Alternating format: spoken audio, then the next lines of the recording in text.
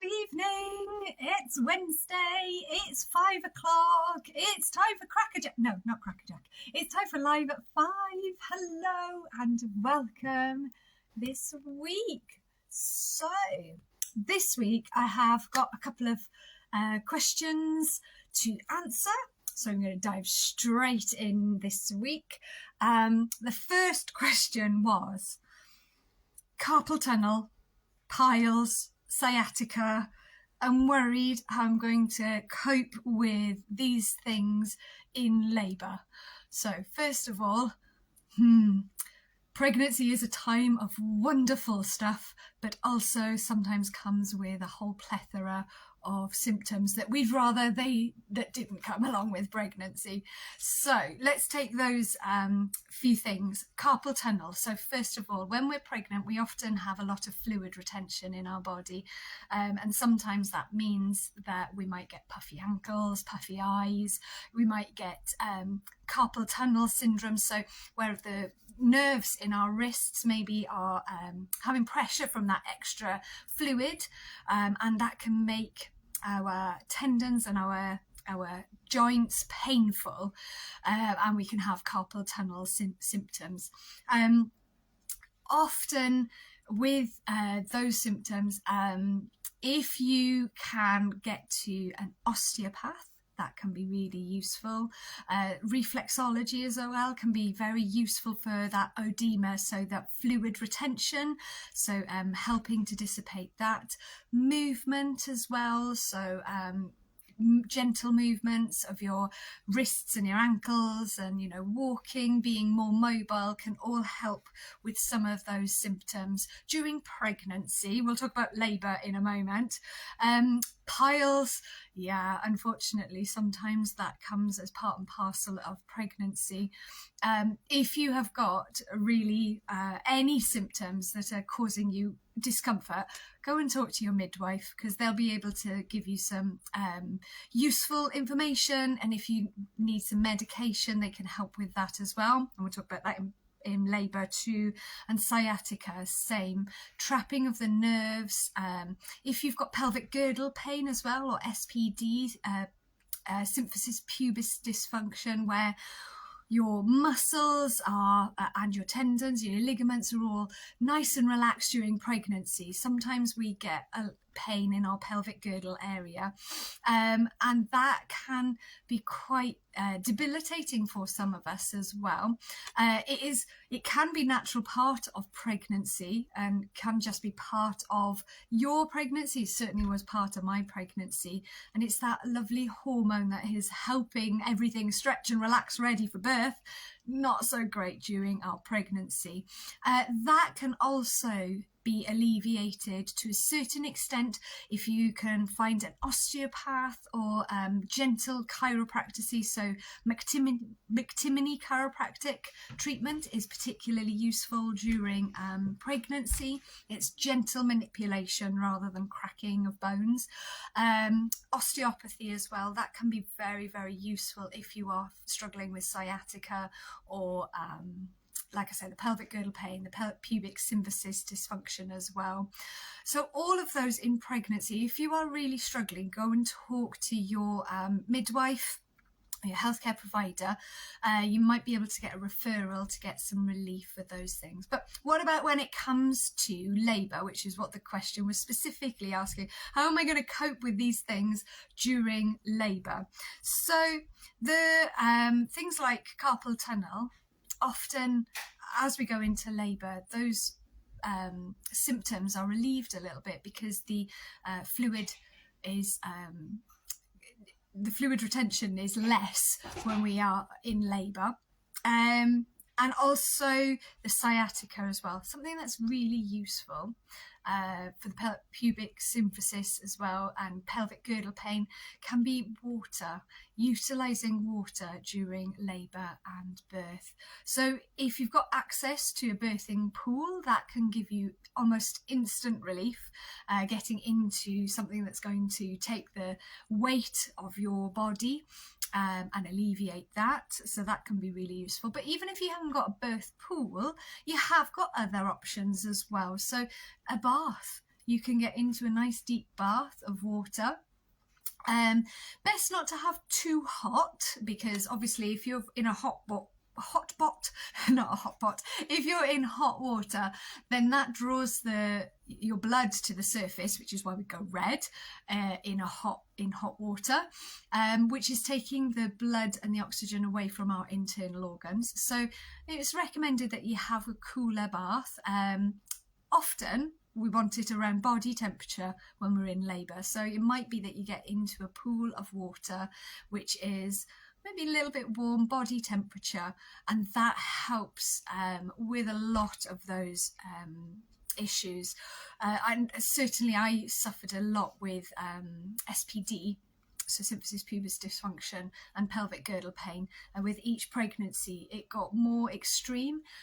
Getting into a water pool with my third labour was just bliss. It was just amazing, because you just feel that floating sensation. It's taking all of the weight for you. So, and I know that that's something that parents have fed back to me, that getting into the water almost alleviates those symptoms. Now, coming back to the piles issue, during labour, sometimes people get a bit nervous. So, you know, what about when we do that pushing bit? Is that going to affect my piles? So within hypnobirthing in particular, we look at second stage, so that part where the baby is being born. So when our muscles then are moving our baby down and out, we don't need to exert any effort to do that bit. It's the uterine muscles that are doing the pushing out of the baby.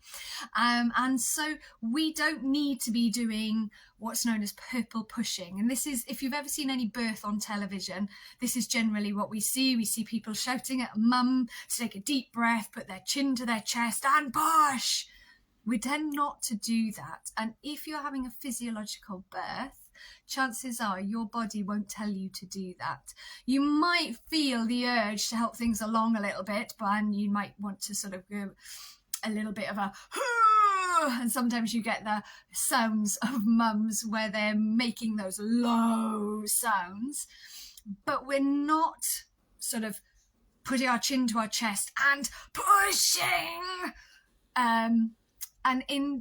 When you're not doing that in labour and birth, you are not putting extra pressure onto your piles, onto your hemorrhoids, and therefore you're actually less likely to damage or do more damage when you're using what we call our down breathing. So as our body is doing this downward motion, take a big breath in and a slow breath out. And as we're doing that, we're not pushing with the exhale. We're simply allowing everything to relax and release, so those uterine muscles are able to do the work for us.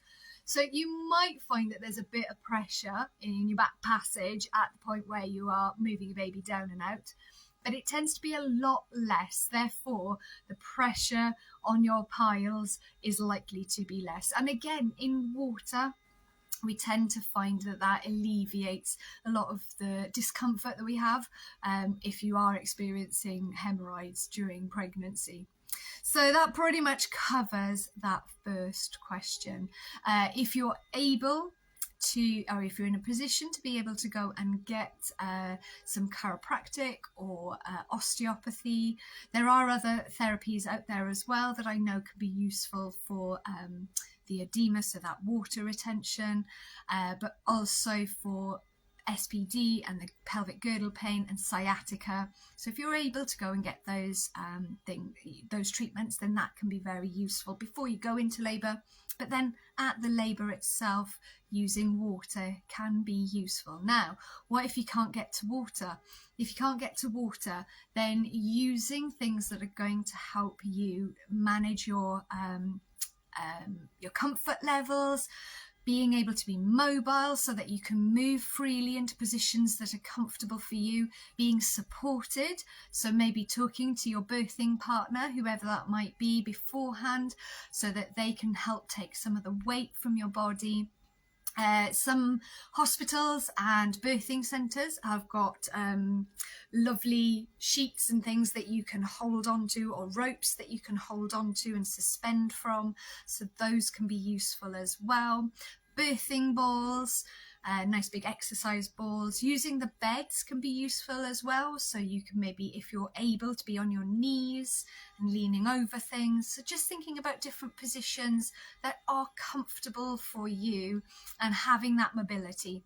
But then you might actually want to have some extra pain relief as well, so comfort measures. So just thinking about the options that you've got as well. And if you are suffering with pelvic girdle pain, or if you are suffering with sciatica, it might be worth having a chat with your midwife or healthcare provider to see what options are there for you for comfort in terms of pharmaceutical medication as well. So things like the opiates, things like pethidine and diamorphine might be useful. An epidural, if you're considering that, thinking about how that might help or if that might hinder. So have these conversations with your caregiver in advance so that you know what your choices and options are at the point where you're in labour, so that you're not having to think on your feet at the point where you're in labour. You've considered some of those options and choices before you get there. So that is the first question today, which brings me quite neatly onto the second question, which is, do you recommend planning for different eventualities in birth plans? And simple answer to that is yes, I do. So part of the session 4 when I do my hypnobirthing courses is that we look at birth plans. Now, I know birth plans are a bit of a contentious issue, and there's a lot of debate about whether they're useful, whether the people read them, whether they are used, whether they're going to set you up for failure, as in set you up with expectations, and then if you don't have them or don't get that or don't achieve that or whatever words you want to use, that you don't feel like you have had the birth that you wanted. Now, the tack that I take in my classes is very much, it's a communication exercise. When you create a birthing plan, it's not necessarily about what's written down. It's about the fact that you've thought about the choices and options that are important to you or you think are going to be important to you, and that you have communicated those with your birth partner. And if necessary, you're able to communicate those to whoever your healthcare provider is, so your midwife or your obstetricians or your care team, whoever is with you at the birth. Now, when we're talking about plans, this is not a set in stone plan. This isn't we're going to do this. This is the birth we're going to have. The sort of plan that we talk about is the sort of plan that you might have if you're going on holiday to a new place. Now, for most of us, when we have thought of a holiday or booked a holiday, what we tend to do is we go on Google or other, search engine, that's the word, and we put in that place and we look at the things that we can do when we get there. Now, you might have this idea that on the Monday of your holiday, you're going to go trekking up a mountain. And on the Tuesday, you're going to go to a safari park. Or on the Wednesday, you're going to do this, that, and the other. But we tend to look at all the things that we can do, and we sort of create an idea in our head of what we want to do when we're on our holiday. Now, when we actually get there, on that Monday that we were going to go hiking up the mountain, it might be chucking it down with rain. And we sort of go, actually, that's not what I fancy doing today. Or it could be on the day where we were going to go to the safari park, you think, actually, you know what? I just fancy reading my book by the pool today. Whatever it might be. But it's that sort of plan. It is not set in stone. It's not, this is what we're having. It's I have looked at the things that I can think about. I have considered the choices and options that are available to me. And at this point in time, I think this is what I'd like to do. When you get there, it might be completely different. And that is absolutely fine. You can change your mind whenever you like, however many times you like. And that is okay. But by having a think about the things that you think are going to be important to you, Sitting down and having a chat with your birthing partner and saying, these are the things I think are going to be important, this is what I'd like to do, and jotting some of those things down, that means that you've done a load of the thinking before you get to that point. When we're in labour, if you've watched any of my other videos about the physiology of birth and how we want to unplug our neocortex, that newest thinking, analysing part of our brain during labour and birth, the last thing that we want to be doing when we're in labour is suddenly thinking about what we want to be doing in terms of, right, here's a whole bunch of new information, what do we want to do? That part of our brain we really want to switch off. So it's a really good idea to do that before we're in labour. So that is why, that is the power of a birthing plan. So you've had a think, you've looked at the information, you've considered your options, and you've jotted some things down. Now, when I'm doing my courses, I always suggest having plan A, which is your ideal birth situation, whatever that might be. That could be home birth, water birth. It could be a planned cesarean. Whatever your planned, your hoped for birth, have that as plan A. And I always suggest having one sheet of A4 with those really important things. Now, there's something called a primary recency effect, which is when you scan a list, you tend to notice the first few things and the last few things, and everything in the middle is a bit of a blur. So you want the things that are important to you to be right at the top, even if it's, one of the last things that would happen during labour. So one of the things that we use as an example is vitamin K. It's one of the last things you're likely to be offered after your baby is born, before you're sort of, having that golden hour before you either going to the ward or going home, or your midwives are leaving or whatever. But it's one of the last things that tends to happen in a birthing scenario. But if it's really, really important to you, one way or the other, you might want to have that as the very first thing on your list. So it doesn't have to be chronological, it doesn't have to be in order of time, but it's order of importance to you. And just have it almost like little bullet points. The last thing that we want is to have a really waffly, long birthing plan. Our healthcare providers generally are very, very busy people. So if you've got everything that's listed nice and simply in a straightforward manner, that is going to make everybody's life a lot easier. And so we can have it as a plan A with those bullet points, or, a couple of different points on a page of paper. But then acknowledge that ideal birth plan might not be appropriate. So, for instance, it could be that you've got plan A is a home birth, but you might acknowledge that for some reason you might need to go to a hospital. So in that next situation, what's important to you if you go to a hospital? And do the same thing there. So you brainstorm, have a think about the things that are really important to you, and have those on your plan B. You might need to have intervention. So you might have plan C, which is if we have an induction of labour, for example, these are the things that are important to us in this situation. And then you might consider we might need to have a cesarean. So what's important in that situation?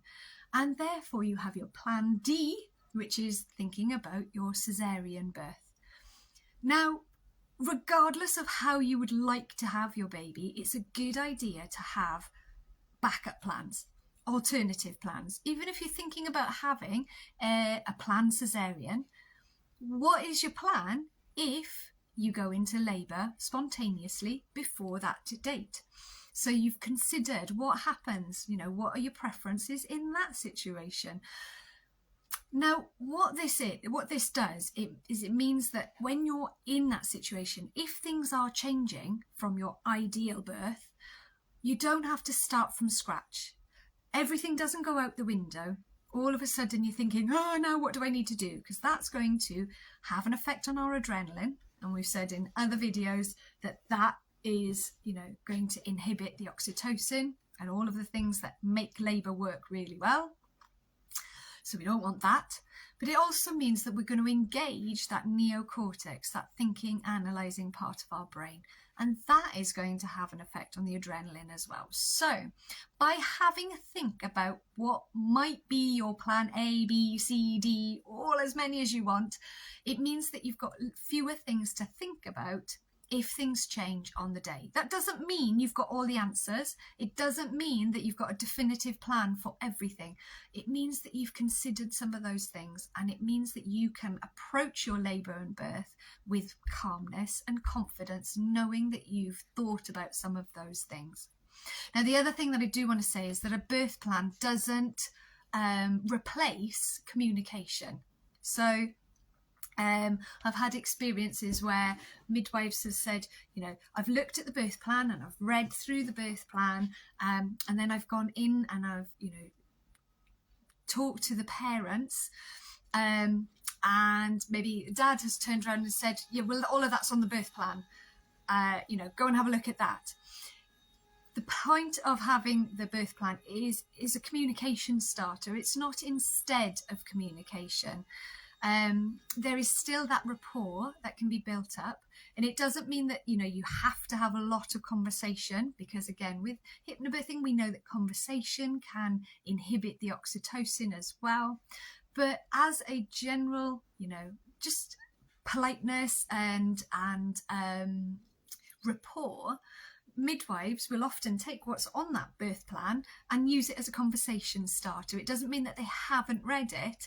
They're using that as a, hello, welcome, I'm here to care for you, look after you. And it might not necessarily be to mum, it might be to build rapport with partner or the dad or whoever else is there in that capacity. So it's not instead of communication, but it is a great communication tool. And I think, so yes, to answer the question, definitely a good idea to have a number of different ideas or plans or thoughts or considerations, so that when you are in labour, if things are changing, you don't have to start from scratch. Now, the lovely thing about that as well is if you do it antenatally, you can jot all those things down, have a little conversation about it, and then you can put it in your hospital bag or in your birth hamper or whatever you've got, put it away, and then focus on that straightforward birth or the plan A that you've got in mind. We know where the mind leads, the body follows. You're far more likely to have that sort of birth if that's your focus. So you don't have to then focus on all the other ones. You've had to think about that, but then you can focus on that birth that you really, really would love, and you're far more likely to have it. So those are the questions that I'm going to answer for today. Hopefully there's been some information in there that's useful to you. If you would like to have more of this sort of information, then the full hypnobirthing course covers all sorts of things like this. Yes, we do breathing exercises. Yes, we do some relaxations. Yes, we use hypnotherapy to release some of the fears that you might have about labour and birth. But a lot of the course is looking at practical tips that you can have during pregnancy, labour and birth, so that you can have the birth that is right for you, however that might be. So I've got classes and courses coming up. It is now April, so I've got an in-person class coming up at the end of April, but I have also got online courses and face-to-face courses in May and June. Hopefully I'm moving in July, so we'll have to see what's going on at that point in time. So chances are the courses are going to be online in July and August. But if you would like to join any of my classes, you can check out the bio, and there are links there. Or you can DM me, or you can book a 15-minute chat to see if you would like to find out anything more, or if you'd like to ask me any questions. Or if you'd like to let me know your circumstances to see if I can help with your preparation for your labour and birth. So, thank you very much everybody for joining me today. It's lovely to see you all there, and thank you for waving. And I will see you next time, next week, Wednesday at 5. Bye.